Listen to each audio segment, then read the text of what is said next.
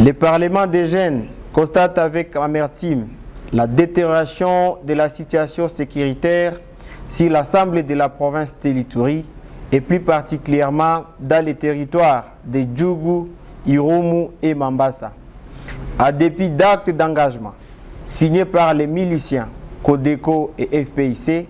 ces derniers continuent à commettre des exactions sur les paisibles citoyens, une situation qui laisse à désirer car le quotidien de la population iturienne se détériore davantage sur tous les plans avec des conséquences graves sur l'avenir de la jeunesse où repose l'espoir. De ce qui précède,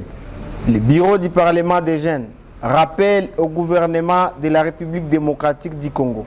que la responsabilité et la charge première d'un État, c'est la sécurité et la protection de son peuple contre tout acte d'agression.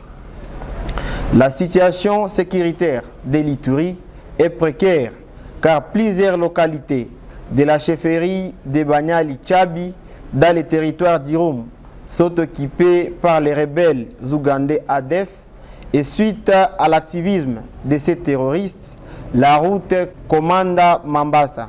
Komanda Beni devient infréquentable et elle nécessite une attention particulière du gouvernement de la République démocratique du Congo et les forces armées de la République démocratique du Congo pour redonner espoir au peuple iturien. Dans la chefferie de Banyali Kilo, inadmissible aujourd'hui que la population vive sous la belle étoile sans assistance de notre gouvernement. Cette insécurité qui se sédentarise dans cette partie du pays entraîne les déplacements massifs de la population et elle nécessite l'appui de la part de la communauté internationale. Par ailleurs, le bureau du Parlement des jeunes déplore les puissances des forces mutualisées, FARDC et UPDF, sur lesquelles la population iturienne avait fondé son espoir. Le bureau du Parlement exige au gouvernement de la République démocratique du Congo la requalification de la mission assignée par ces deux forces afin de pousser hors d'état de nuire ces terroristes qui continuent à endeuiller la province de l'Ituri, car les bilans de ces massacres se chiffrent à plusieurs milliers de morts avec des dégâts matériels et commensurables. Cependant, le bureau du Parlement des jeunes invite le ministère de la Défense nationale de se prégner d'une manière directe sur la situation qui prévaut sur l'ensemble de la province de l'Ituri afin de ne pas être considérés comme les gens qui ont abandonné cette population. Enfin,